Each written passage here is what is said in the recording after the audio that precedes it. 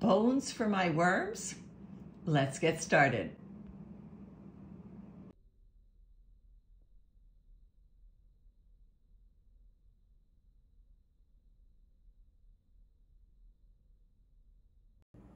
So my next step in getting these bones out to the garden is after they've gone through our bone broth, we've picked them out. So I then put some food scraps. So there's an avocado peel and a little bit of onion peel, tangerine peel going into the food processor.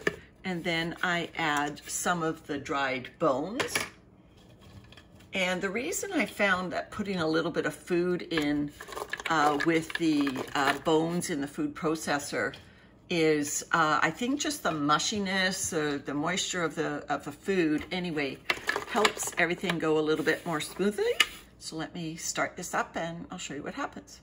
The food processor is going to bounce around a lot, so don't add too many bones and hold on to the machine if you think it's going to bounce off your counter. There's no need to add eggshell grit or any other grit because bones.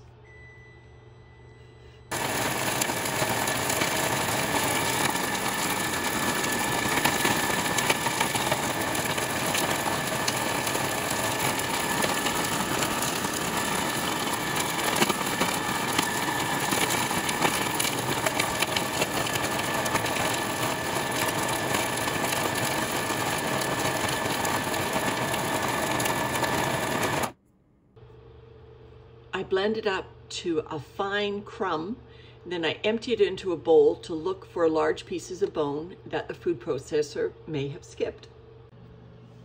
I don't see any large bits in here, and running my fingers through it, there's no sign of slivery bones or anything else that I think would, injure me or the worms in placing it into my worm bins.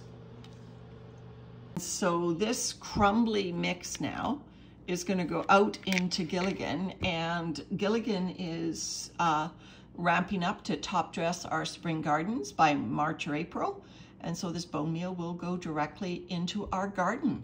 So this is the way I use the bones that we process through our bone broth making, dry them thoroughly, and then process them a little bit at a time with food scraps, and then feed them to my worms. All right, bye everyone.